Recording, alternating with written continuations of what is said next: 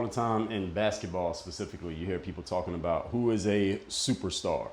Is this person a superstar because they had a great game or they had a great couple of games or because maybe they won a championship or something like that?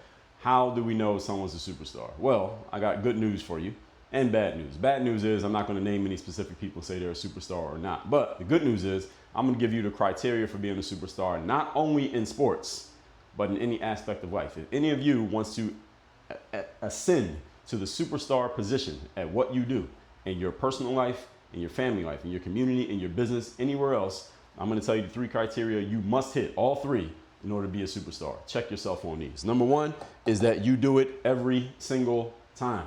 A superstar in sports, for example, has a great game every single game. They have a great game so often that you stop calling it a great game. You just call it a normal game for them. But if anybody else did it, it would be a big deal.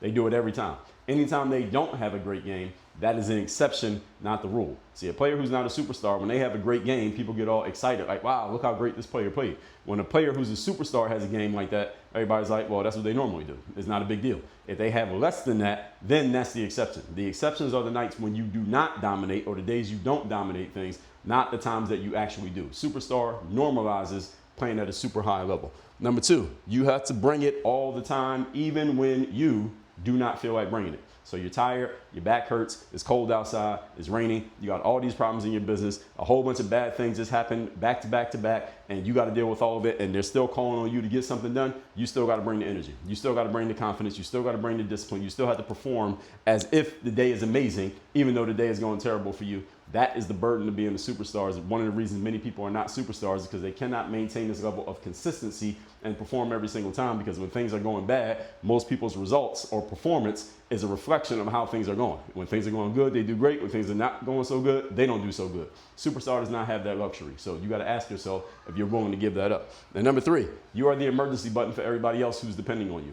If you're a superstar in your family, you're the emergency button. If they have a problem that they can't solve, they call you and you're expected to solve it. You're a superstar on the sports team and nobody else on the team can solve the problem. You come in and solve the problem and you save the day. In business, the exact same thing. In your community, the same thing. If you're a superstar, you are the emergency call that everybody else calls when they have tried everything they can and they can't figure it out. They expect you to figure it out. And as a superstar, you better deliver on that, because if you can't deliver on it, they will no longer call you. Therefore, you ain't a superstar. All 3 of these have to be true if you're going to be a superstar at what you do. So check yourself, check your records, check your background, check how other people are engaging with you at what you do, and ask yourself, are you a superstar or are you not? WorkOnYourGameUniversity.com. Work with me directly, have me as your direct coach, and let's get the mindset installed that will lead to all of these things being true for you.